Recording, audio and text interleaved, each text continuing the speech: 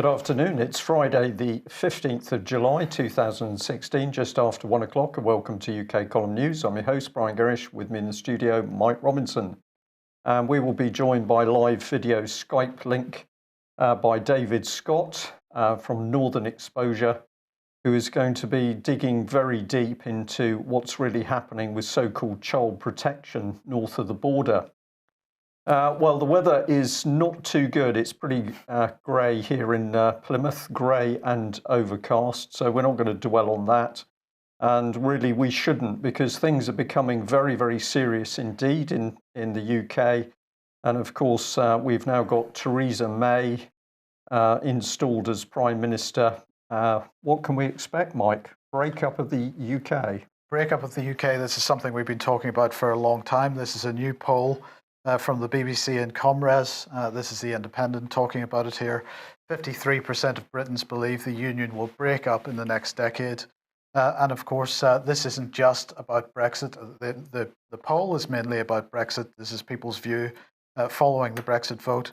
But the point that we've been making at the UK column is that this is not just about Brexit. This is about the broader devolution, constitutional reform agenda, which has been taking place really, well, since 1911, but particularly since the coalition government in 2010, and when Nick Clegg was put in position of constitutional reformer extraordinaire.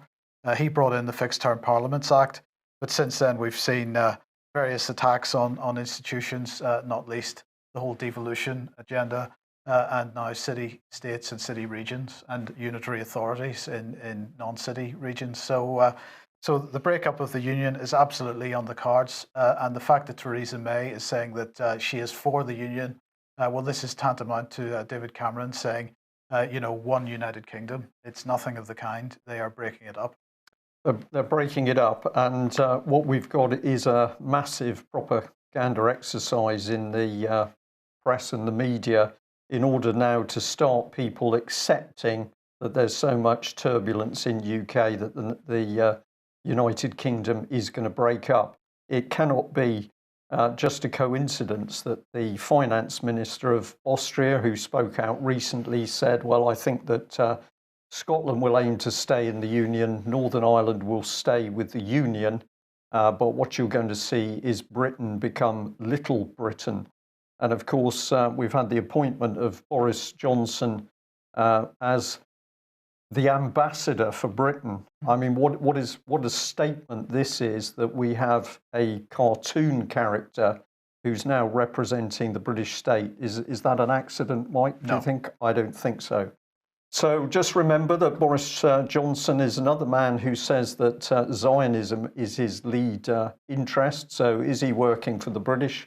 I don't think so, but more on that another time. Now, just before we get on to more serious subjects, Brian, a couple of people asked about the pen you were using yesterday, which of course is leopard print. Right. So I just wanted to point out that this was really because Theresa May, who loves leopard print shoes so much, is the new Prime Minister. We were using a leopard print pen yesterday. That was the reason for that. It's now been taken away from me. Yes. Okay. Well, we better just pop or nip north of the border, I should say, because of course dialogue has already started. Well, yes, it has, but in a different way from under the previous administration. There was always a tendency for David Cameron, despite his Scottish roots, to defer very much to Nicola Sturgeon and the Scottish government. I think he felt his Hittonian accent and general style played very badly in Scotland, and he tended to avoid any politicking here. And what we've got with Theresa May is in fact quite the reverse. Her first words on becoming Prime Minister were about preserving the Union, and her first act is to come to Edinburgh to meet Nippy. So I think we're going to have quite a different style. Whether that results in more conflict, I'm not sure, but I suspect it will, because conflict is in the interest of the nationalists. So we're going to see, I think, the Scottish question coming very much to the fore. Yeah, David, my brain says to me that what we've got here is another classic PSYOP. We were right over the Brexit PSYOP, and I'm going to say we're going to be right over this one. So you can't have politicians in Westminster actually showing their hand that they're really working to break up the union. They've got to give a front that they're helping to preserve it. But we've seen time and time again that when Westminster MPs say one thing, the policy is really the exact opposite, 180 degrees out. So I think you're going to see Theresa May continually waving a flag saying she's here to help protect the union, but what she'll be doing in the dark behind closed doors with Nippy will be everything possible to create big trouble. So she's waving a flag. That would be a false flag, would it? It will be, certainly. Yes. Well, so let's talk about what's going on in France at the moment. The terror massacre in Nice, as the Express calls it here. Lorry driver terrorist has been named. He is, of course, has a Middle Eastern name. The Daily Mail here saying weapons found inside bullet-riddled truck spark fears Nice massacre could have been even more deadly. So we have an alleged terrorist who has driven a truck through people, and he has given away his terrorist cash in the process. This doesn't seem like a plausible narrative to me. I just find this another extraordinary set of events, Mike, and I think patience is going to be the thing with this, because my prediction is more and more interesting facts are going to emerge. Right. Well, the one thing that that sort of jumped out at me, this is a horrible image, is that the name of the street, which is Promenade des Anglais, so the Walk of the English. So was this street chosen because of Brexit? It's an interesting question. Interesting question. Well, let's look at the French reaction to it, because this is what we've got to keep an eye on. The French Prime Minister Manuel Valls has said that France has to learn to live with terrorism, and my question is why? But he says they have to learn to live with terrorism. The Francois Hollande said, "Nothing will make us yield in our will to fight terrorism. We will further strengthen our actions in Iraq and Syria." So potentially we're going to be bombing Syria again. We will continue striking those who attack us on our own soil. Of course, this attack, there's no evidence that this had anything to do with Iraq or Syria. But what Hollande has immediately done is to extend the state of emergency, suspend the French constitution. Now this keeps getting extended, and it looks like the state of emergency will be in position in France forever at the rate we're going. But the real development of the day is that he has called up 10,000 military reservists to take over on the streets, because he says that the police are just extremely tired following all the various previous so-called terror attacks in France, and also the Euro 2016 championships and all the policing duties that they've had to cover over the last few months. So they now need the military on the streets in order to bolster the police efforts. And I would just remind everybody about the conference of the European Defence Agency last November, where they were describing how there would be a merger of police and military over the next period, and this seems to be the first sign of it, all off the back of what is being called a terrorist incident, but there is no evidence that this man was in any way connected with any kind of terrorist groups. What was Theresa May's reaction to this? If, as we fear, this was a terrorist attack, then we must redouble our efforts to defeat these brutal murderers who want to destroy our way of life. We must work with France and our partners around the world to stand up for our values and for our freedom. And Brian, I just wanted to ask what our values, what is our values, and whose freedom is she talking about? Because everything that I see is designed to cut down on the freedom of individuals. Well, absolutely. But just before I answer that point, Micah, the key thing there is she's saying we work with France. So what this is doing is reinforcing what we've seen Cameron doing, and Michael Fallon in defence saying, well, don't worry about Brexit. Brexit will do what it does. It'll happen. It'll be delayed. It'll go on forever. but we are going to stay locked in with the French in a military sense, with equipment, with operations and future procurement. And now we've got this happening down to the police level. So we've got something very, very sinister building. We're locked into a military arrangement with France for 50 years. That was David Cameron's backdoor plan. And now, of course, France is a military dictatorship, very close to it. And we're seeing Theresa May saying, oh, well, we're going to have to continue working with that organisation. Notice she doesn't mention the EU anymore. Now it's France who is our partner. So this is very, very sinister propaganda. And the business about standing up for the values, this is a criminal elite, Mike. We've got a criminal elite installed in Westminster. Of course, they're only the puppets. The real powerhouse is through the City of London. And I think this is becoming more and more clear. Well, before I ask David for a comment, I would just say have a look at 21stcenturywire.com. Patrick and Vanessa have a couple of articles on this up already. One of the things that Patrick has highlighted is the fact that that there have been a number of drills for this type of event in the last couple of months. And in fact, one of the French police senior policeman was discussing the possibility of an upcoming terrorist attack using trucks, and that was a month or two ago that he was saying Just a this. coincidence. Just a coincidence. David, what are your thoughts on this? Well, one of the things, obviously, speaking from Scotland, that reminds us of is the bin lorry tragedy in Glasgow a couple of Christmases ago, where someone ploughed into a crowd of shoppers, having apparently become unwell, and he was ultimately not charged with any crime. There was no case to answer in the opinion of the Crown Office and Procurator Fiscal Service. Now, nobody riddled the cab and his body with bullets. No one suggested or leapt to the assumption that he was a terrorist. Everyone leapt to the assumption that it was an accident.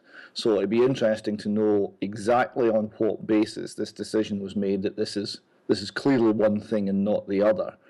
Now there may be valid reasons for making that call. There may not be.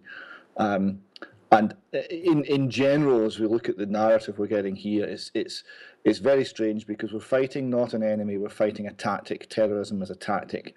And we are defending our values, but we can't name those values. We can no longer describe them. We are in a position where it's not politically correct to talk about British values anymore, and yet we're being asked to defend them and to give up our liberties in order to preserve them. It's a very strange situation. Strange and dangerous. Okay, one of the main topics of the news today is going to be children and child-related issues. We'll start off with Andrea Leadsom here, of course, erstwhile leadership candidate for the Conservative Party, and she was speaking to the Times and creating what is probably going to be quite a bit more controversy here. The Times saying that Andrea Leadsom saying that as an employer, we're not, let's face it, most of us don't employ men as nannies. Most of us don't.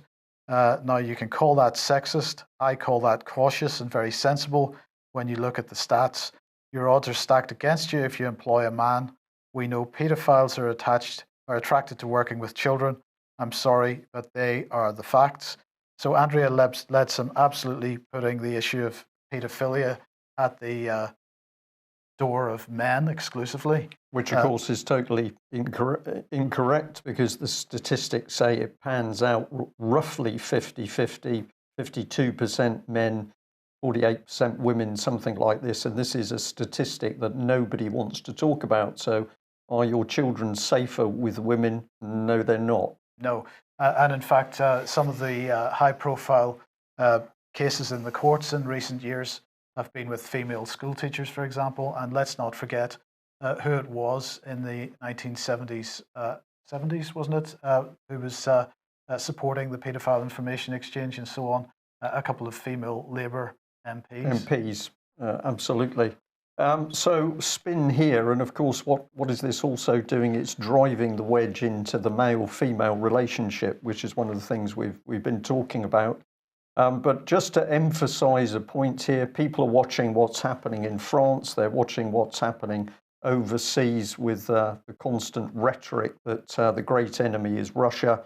What we are going to continue to say is that at the moment, our children, north or south of the border or in Ireland, our children are the target of our own state.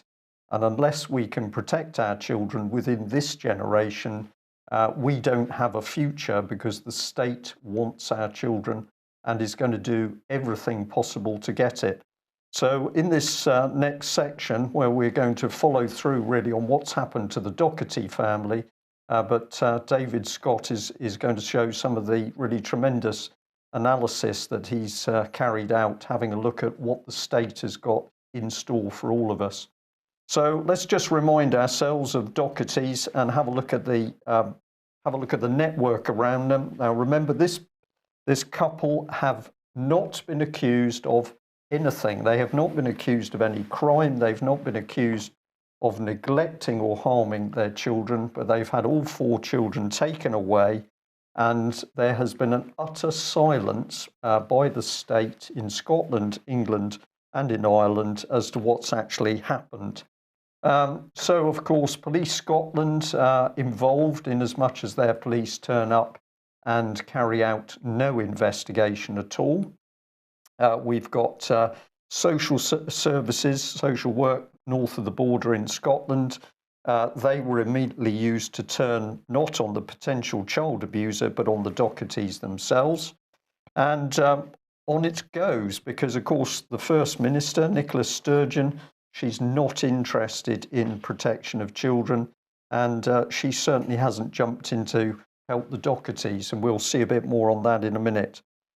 So who else can we bring in? Well, we can bring in the head of the Garda in Ireland, because the Irish police have been used to take those children away and intimidate the family. They, of course, have worked with family services in Ireland, so that's all pretty usual. The National Crime Agency, well, you would think that if there's a crime or a potential crime with the abuse of children, they would be a first port of call. No, they're not interested in this particular case. And on it goes. So the English police, Met Police, they are not interested. Of course, none of the politicians interested in the slightest in this case. Charity's not interested, but a little bit later we can point a finger at Barnardo's in particular, because of course they're linked into social services themselves. And so we'll add a couple of key people, because Theresa May, formerly as Home Secretary, not interested in the Doherty case.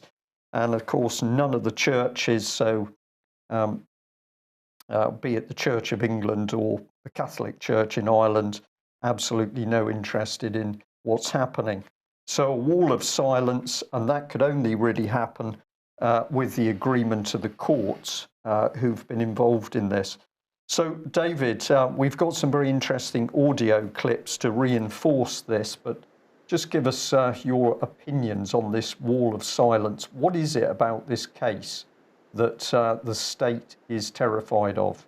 That's an excellent question, Brian. The degree of fear that is shown by many of the state functionaries here is really quite palpable.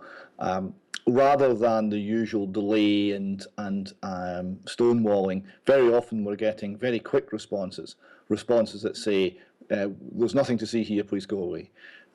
We're getting no help, we're getting no answers to questions. The only person on that wall who maybe came out with some credit was, believe it or not, Theresa May, who, when the Dohertys appealed to her, was willing apparently to take some action, but because it was a devolved matter, it went to the Scottish Government, and they were given sort of first refusal to deal with the matter, and they said, no, it's devolved, we will deal with it, and their definition of dealing with it was to do absolutely nothing to help, and perhaps a great deal to harm the Dohertys. So I think this one, first and foremost, has to be placed at the door of Nicola Sturgeon. David, I'm just going to say I personally wouldn't like to let Theresa May off so lightly, because we hear this excuse from our politicians time and time again. Oh, it's somebody else's responsibility. It's in another constituency. So constant excuses as to why they can't follow up on criminal activity. So I'm going to say, just from me in the UK Column studio, Theresa May, you don't get off that lightly. But you've made some excellent calls, just asking simple questions of the authorities. And I know you were keen to let our listeners and viewers understand the type of wall of silence that you get. This first one, I believe, is a conversation between you and the police. Yes, this is police media. This is the department under police in Aberdeen, who are dedicated to providing information to the media. So it'll be interesting for viewers and listeners to see just what that means in practice. Now, the background to this is that we asked 3 questions. We asked, is Alan Lowe, the Alan Lowe that was reported, a former police officer?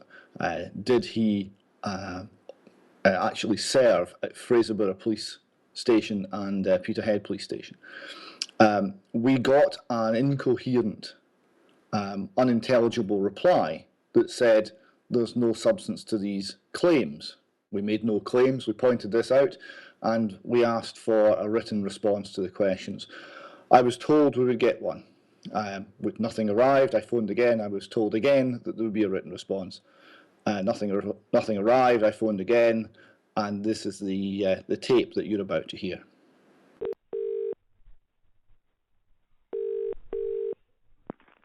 Media, Kate speaking. Hello, Kate. Is Kathleen available at all? Who, sorry?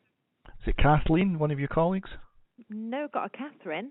Catherine, must have been Catherine, yes. Is she available? No, she's working away from Aberdeen. Can I help take a message? Maybe you can help. I've been on to you several times, been promised an email response 3 times, and nothing so far has appeared.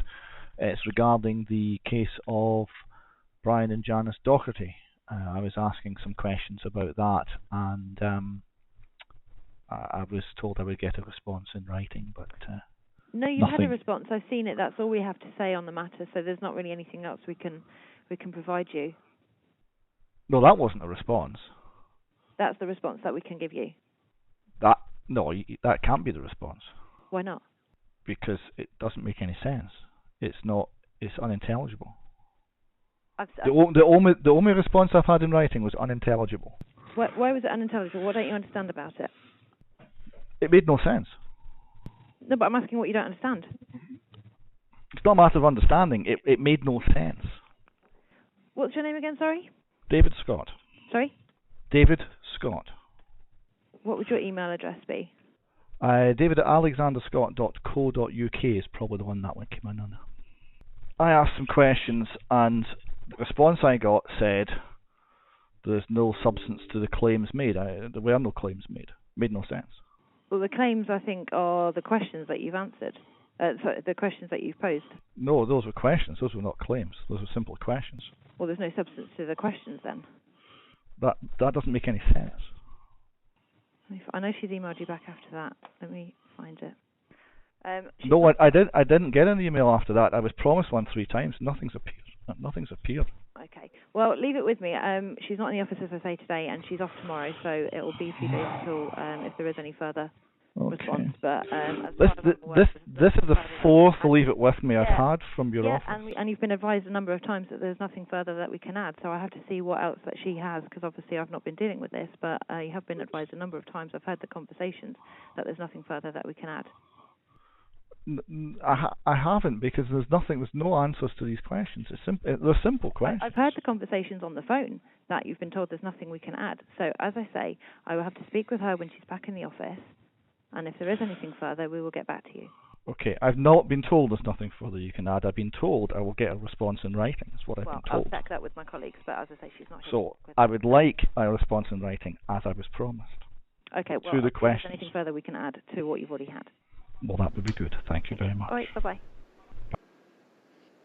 Well, David, what a classic piece of fob off is the right expression. As some of our commentators are saying at the moment that basically this lady, obviously very well briefed, she knows full well about the case, but this is a case that the Scottish police, the Scottish government simply doesn't want to talk about. They do not. Now, the question, ultimately, the question I was asking there is Alan Lowe a former police officer? If the answer is no, then that is presumably quite an easy one for Police Scotland to answer. They still refuse. I'm still waiting on a response. I'm still waiting on that email. I might wait for a while. Right. But David, if they don't want to say no, then the answer must be yes. One would be toiling to find another possible answer. And as you know, Mike, we've got very good evidence backing up that question that's prompted us to ask that question. And we would have to conclude that if there's no formal written denial, then the answer really must be yes. Isn't it... Sorry, I'll just interject there, David, if I may. Isn't it sad that media teams are now used as professionals to help lie for the state, to cover up for the state? So instead of their job being to actually serve the public and make sure that the truth is given to the public, every department, whether it's Theresa May as Prime Minister or the Cabinet Office, wherever it is, we've got these teams of these very insidious people who simply do as they're told in order to hide the truth. And the implications here are very serious, because that would mean that there was a previous relationship between the investigating officer and the accused. That would mean that has been concealed from the Dohertys. They'd no idea it was the UK column that found this information out. That would mean it's been withheld from all of the investigating authorities, police review committees, and everything else that the state is meant to be employing to make sure that they do not infringe people's rights and the interests of justice. Right. Okay, and we've got this gentleman, Luke Boddice. We've got audio to go with this in just a second, but who's this man, and how have you dealt with him? Well, this is a PR consultant and communications officer working for Nicola Sturgeon's private office. Now, I contacted Nicola Sturgeon and asked essentially one question, which was what has Nicola done to assist the Dohertys? What is she doing, and what does she intend to do? So a 3-point question, and the response we got back was that the Scottish Government is unable to comment on individual cases. The appropriate place to take this inquiry is Police Scotland.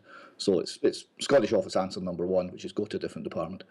And that was it. You know, that was the official line from the government spokesman.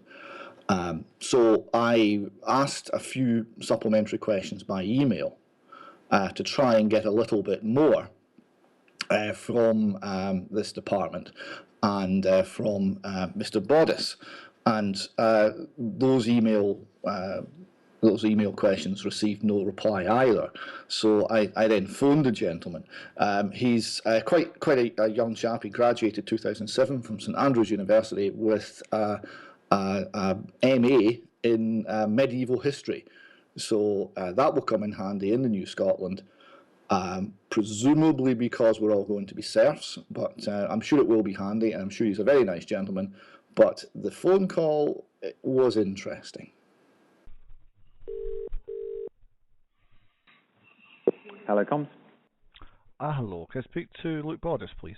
Speaking. Hello, Mr. Boddice. David Scott here. How are you today? I'm not bad. How are you? I'm very well, thank you. Good. How can I help? I've seen your emails. How can I help? Yes. Well, I was wondering if we could. I wanted just to get a handle for where you're at with this, and whether anything further might be forthcoming. We gave you the lines earlier on, and we're sticking with those lines on this issue. Okay. What do you know about the case? As I said, I'm sticking with the lines we issued, and that's as far as I'm going. Okay. What do you know about the case? How much do you understand about the case? As I said, I've given you the lines we're giving, so we're sticking with those lines. Yeah, that's not what I'm asking you. I'm asking you what, do you actually know the background to this? Do you know what the situation is that actually is in existence here that you're facing? I've seen the emails you sent over, and I'm sticking with the lines that we issued earlier on to you. Okay. Right. Okay. So, are you aware, for example, that the gentleman, Mr. Doherty, is in fact a former senior history teacher and a Conservative candidate for Holyrood? As I said, I've given you the lines, and we're sticking with those lines. Okay. Can you comment on the situation that I raised where the First Minister was able to intervene in another case, but not in this one? And I was asking where. I'm sticking with the lines, Mr. Scott, we issued with you earlier. Okay. But is that not a reasonable question? If the First Minister is able to intervene in one case and not this one, how is that defined? We are sticking with the lines we've issued you. Okay. And if that's everything, then, as I said, that we're sticking with those lines. Right. Okay. Thank you very much for your time. Goodbye, sir. Bye for now. Well, David, just quite remarkable. What's being said there? Well, the state is saying to the public, go away, you horrible people. We have our line. We're not interested in the truth. We're not interested in getting to the bottom of why 4 children have been taken away from them. Mum and dad, who are completely innocent of anything untoward towards those children. On complete opposite, they've attempted to report potential abuse of children, and the state simply does not want to talk about it. They're prepared to spin lines. This is very, very dangerous stuff. One of the things that we're trying to get across to people at the moment is that while they're busy watching the rhetoric against Russia, what we've got is a vicious dictatorship, complete with the propaganda, installing itself in Scotland and England. Did you get any further information, or have you had any further information since that remarkable exchange? Not a single tweet. That was the Scottish Government, Nicola Sturgeon's idea of a communications officer. There wasn't a lot of communication going on, but what you could clearly see is there's a desperation to prevent any discussion of the Doherty case whatsoever. Yeah. Okay. Well, let's take people through a bit more of this remarkable case. And one of the things that you pointed out is that there was a family called the Brains family, who a huge amount of attention has been given to them because they're fighting deportation. So they're an Australian family. They've got a child who speaks Gaelic. But this is some of the stuff that's happened. There's been appeals made for this family in Holyrood and Westminster. The Home Office has given a bit of ground and granted leave for them to remain in Scotland until the 1st of August 2016. Their local MP, Mr. Ian Blackford, has been fighting the case. They've had a personal meeting with Nicola Sturgeon, and there's been major articles in the press, and we're looking at the one, of course, from The Guardian. Now, you raised a number of really excellent points over this. How is it that Nicola Sturgeon is happy to work with the Australian family, but not the Dohertys?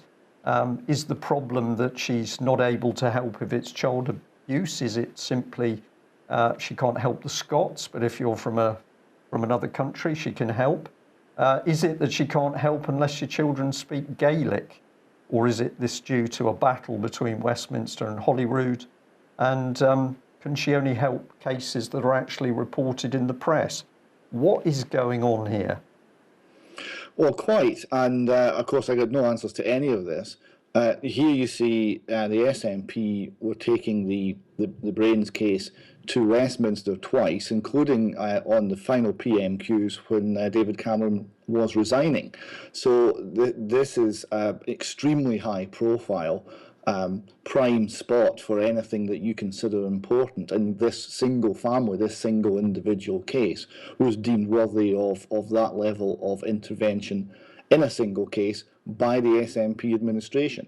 And yet when we ask about the Dohertys, we're told we're unable to intervene in a single case. It would be inappropriate, therefore no discussion. It's completely inconsistent and it's completely hypocritical. Okay, well, we just forced this issue home. We're saying no press coverage at all for the Doherty family. It's almost like standard journalists are scared of the case.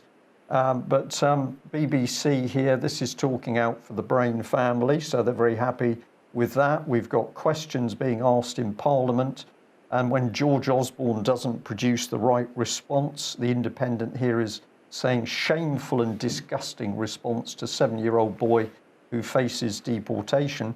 But when we're talking about Scottish families having 4 children taken from them with no grounds for that action, then we don't report anything in Britain's mainstream press. And of course, the smirking face of David Cameron, just perfect. He can leave his daughter at a pub, presumably when he had a little bit or a little bit too much of his point there. Social services don't turn up on his doorstep, but here he is getting involved in the Brain family case. So quite remarkable, something very special about the Dohertys. And at this point, we better bring in this man, because Gordon Jays is somebody that you've been having a good look at. And this man is now very big in the Irish social worker scene. And he's caught a few people's attention by attacking judges, because he says those nasty judges are not actually bothering to read social workers' submissions, and indeed they're not supporting social workers. So before I hand back to you, just give people a little bit about this man. He was UK's first Director of Children's Services. He was chair of the Anti-Bullying Network. He's been part of the SEED Review Group on Youth Crime, National Youth Justice Strategy Steering Group, Critical Incident Response Dunblane. That's a very interesting one, Mike. I just caught my eye. And of course, he's Royal Society of the Arts. And if you're going to be involved in children, apparently you also need to be a cultural person and involved with the arts. So what is it about this man, David? He suddenly popped up everywhere, England, Scotland and Ireland. He has a very interesting CV. This is one of the, as the Doherty investigation, which is our open source investigation, has been progressing, we've had a lot of people sending in information. Everything we've got so far has entirely substantiated the information that has been provided directly by the Dohertys. We've had no information at all that is conflicted with their accounts of events. We've had some things such as the relationship to the former police officer that has added to what the Dohertys knew, but we've had no conflicts. We've also had several people of interest that have kind of come out of this investigation. One of them very much is Gordon Jays. He's got an interesting CV, to put it mildly, and he was the person ultimately responsible for the social workers that seized the Doherty children.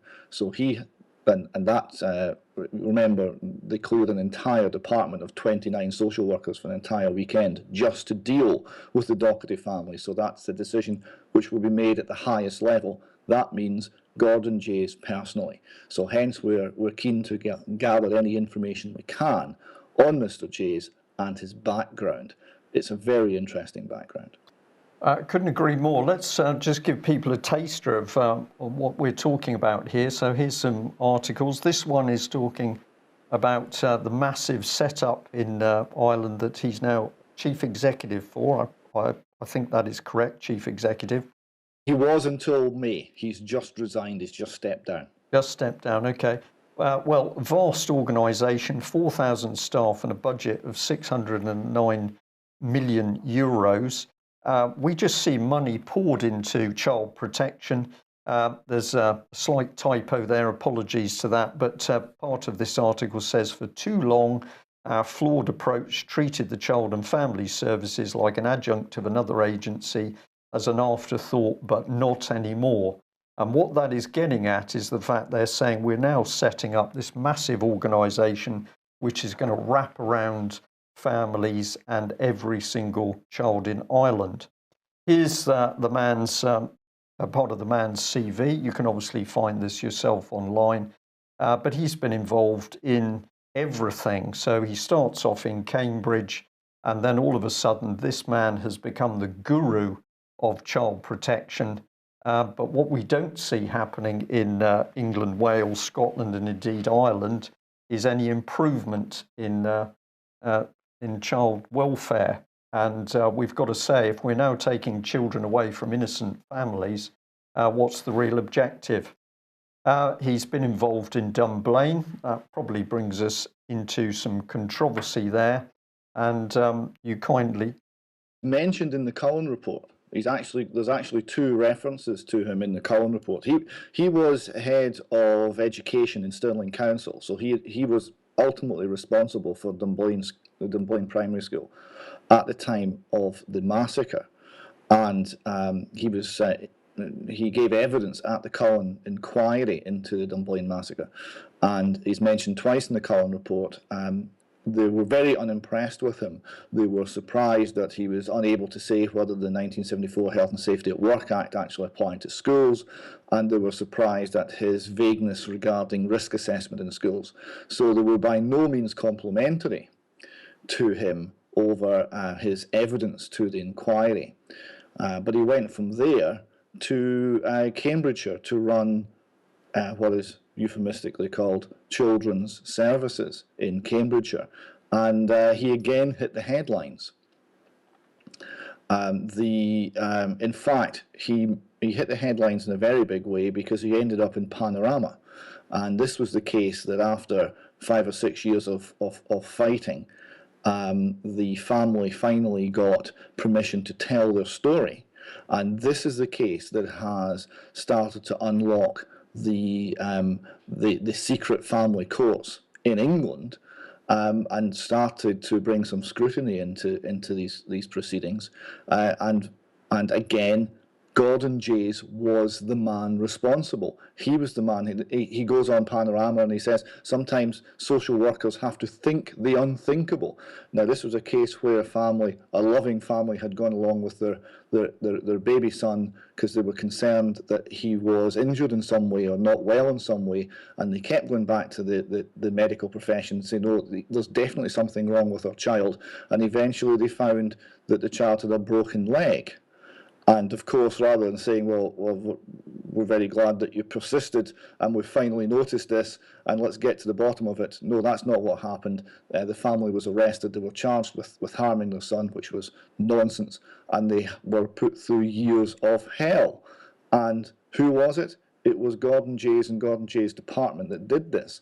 They were eventually proven to be wrong, and then many years later, after a great deal of fighting, this information came out.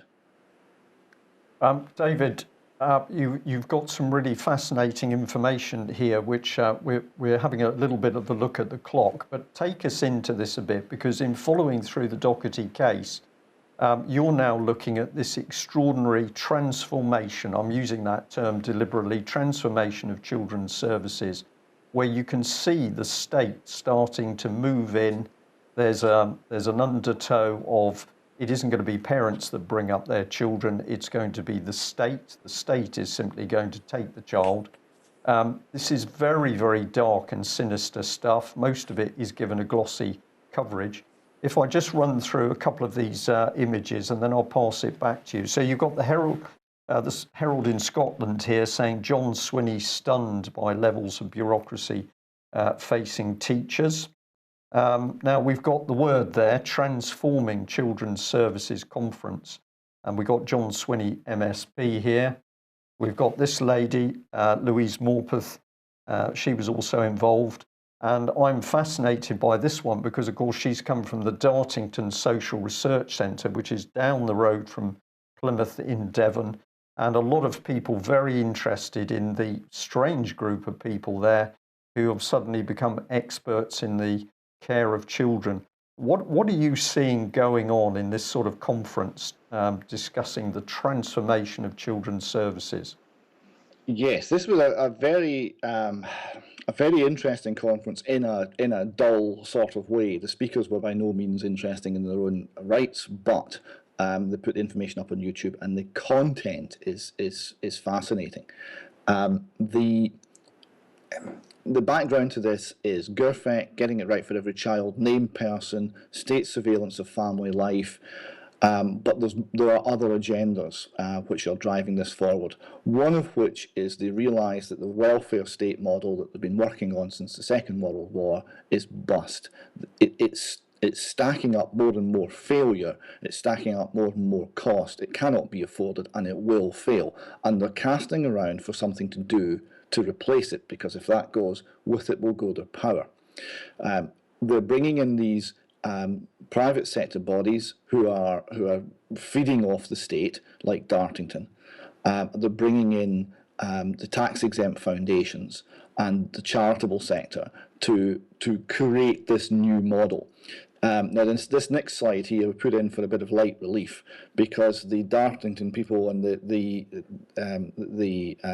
assorted organisations carrying out surveys of children in Scotland, and the lady from Dartington was boasting that she had records of 46,000 children in Scotland. 46,000. That's how much data they have gathered. It didn't always go well, though, because this other slide shows the people gathering information, going door to door in the town of Saltcoats, were in fact chased out of the housing estate. The people found it to be a very creepy operation. They thought they might be some sort of paedophile organisation, and they literally ran them out of town. So that was one of the low points in their data gathering exercise. So they're gathering all this information and they're using it to create change. But that leaves the other question. We understand where a lot of the ideas come from, where the confession of faith is, if you like. But the other thing you've got to follow is you've got to follow the money. Now, this next slide shows where some of the money is coming from. This is Kenneth Ferguson. Now, he's a director of the Robertson Trust. Now, they are a tax-exempt foundation, a philanthropic organisation set up by three sisters called Robertson in the 19th century, and they were frugal Scots, and they'd saved their money, and they had they left it to a foundation to benefit children and to engage in charitable giving. A very positive and very 19th century thing to do. So he's involved in funding various projects, and this next pie chart here shows the sort of level of funding, right? So they are putting out about 15-16 million pounds a year they are giving away, which might seem like a lot of money, but remember, Perth and Kinross Council is a small council. It runs about 250 million pounds a year, and the UK as a whole is 750 billion government expenditure a year. So this is, in the greater scheme of things, chump change. It's a very small amount. So they're looking at wanting to transform how our children are raised, how our children are educated, and with it transform society, because it's all about re-engineering society to make us less costly, less likely to use the National Health Service, not claim benefits, and basically make the whole thing affordable. They want you to do as you're told, and they want you to be a good, obedient taxpayer and make the state work all the better. So how does a small organisation like this generate enough money to create this sort of change? And they were talking to various people about this, and they were told, well, there's only one way. There's only one way that you can possibly generate the sort of money you're talking about, and that is debt. So what they have done is they've gone to have a wee chat with the chairman of the Royal Bank of Scotland. And the chairman of the Royal Bank of Scotland said, well, what can I do for you? What are your ambitions here? And the head of the Robertson Trust said, well, I'm looking to set up this fund. We want to get the Royal Bank to fund it, and we're going to lend money to organisations which are going to create change in children's services. How much money are we looking for? Well, we'll start off with 5 million and we'll maybe work up to 100 million. Oh no, says the chairman of the Bank of Scotland. Far too small. For changing these sort of services, you need 500 million to £1 billion. That's the level that you need to be thinking at. So that's the level they're thinking at. So they've gone away and they've worked this up into a scheme.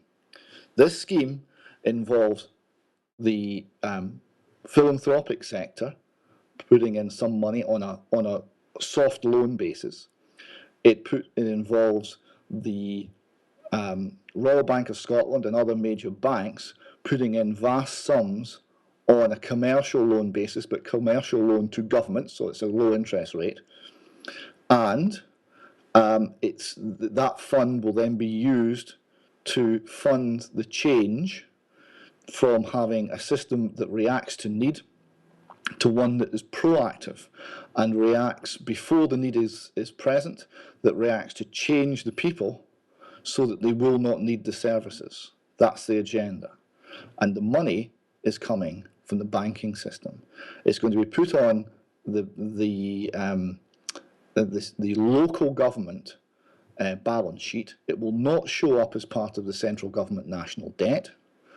It will be used to create this change, and it will be ultimately carried by local taxpayers, but off the books. David, as you were talking through that, what is in my head is we need a full session on this. What are we doing? We're bringing bankers, international bankers who we already know are running corrupt, criminal, fraudulent banks involved in money laundering, drug dealing. We are bringing those people right in alongside the so-called care of our children. It is obvious what is going on here, being done by stealth by the very governments that we think are there to protect our children. I just got a brief sort of mental image. If you go walking in the wilds on the west coast of America, you are warned that you should keep very young children in the middle of the walking party because the mountain lions have a habit of picking off stragglers at the rear of a group. And that's real. You can check that out yourself. And it seems to me what we've got here is a very dark and vicious global commercial sector, which is now simply saying, well, let's not bother with the politics of nation states. Let's get straight in there and farm the children because it will make our job much easier. And we wondered when we first came across the technical underpinning of this in the lectures by Sir Harry Burns, former Chief Medical Officer in Scotland, why the slides had the logo of the World Bank on them. Well, we know now. We're talking about international banking, we're talking about tax-exempt foundations, and we're talking about changing the way our children are treated by the state. And none of it involves national parliaments, none of it involves public discussion, none of it involves transparency, none of it involves asking the parents. David, just one thing before we leave as well. Okay. It'd be worth just noting what it's called. It's called social bridging finance. That's the name they've given it, social bridging finance. The concept here is it's like a bridging loan. You've got one house, it's an old leaky house, it's falling down, it's called the welfare state. It's going to go. You need to move to a nice new shiny house. Right, but you can't be homeless in between times. So you need bridging finance, and that's what it's called. Okay, thank you very much for that excellent analysis. We're going to be staying on the case. I'm just going to say to our audience and listeners that this is really the heart of the battle. Can we do something about the tension which is ramping up in the South China Seas? No, we can't. Can we do something about tension in other parts of the world? Can we sort out the violence on the French streets or their dictatorship? No, we can't. We need to fight the known threat right in front of our very eyes. And what we're actually witnessing is criminal elites in our respective parliaments that are now showing their hand. It's up to all of us to put a stop to it. I'll just say, if you like what we're doing, please consider taking out a subscription or donating. We need your financial support to continue doing what we're doing. And virtually every time more information comes in from a case, we'll call it a case, those people do not have the money to travel. They've often not got the money to run telephones or to communicate in the normal way. So we can only do what we do with your financial assistance. If you're not on one of the basic subscription levels, perhaps you consider doing that. And certainly if you're one of the many people who are non-paying subscribers with us, we're going to ask very gently, please consider moving across to one of the basic subscriptions, because far from struggling to survive, we need to expand if we're to help you fight what is happening in the United Kingdom today. David, thanks very much for joining us, and we will be back at the same time Monday. Bye-bye.